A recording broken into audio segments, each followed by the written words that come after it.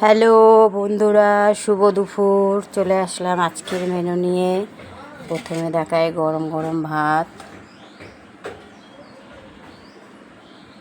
আর করেছি বন্ধুরা আম দিয়ে মুসুরির ডাল, টক ডাল।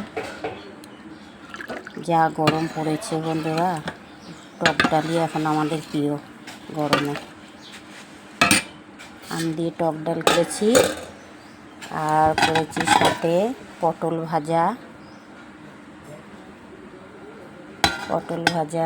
আর করেছি বন্ধুরা আলু সেদ্ধ, লঙ্কা পেঁয়াজ ভেজে আলু সেদ্ধ মেখেছি। অনেক দিন পর আলু সেদ্ধ মাখা করলাম, বেশ ডালের সাথে ভালোই লাগে খেতে। আর করেছি বন্ধুরা সোয়াবিন, আলু দিয়ে সোয়াবিন কষা কষা করে হালকা পাতলা মশলা দিয়ে সোয়াবিন করেছি।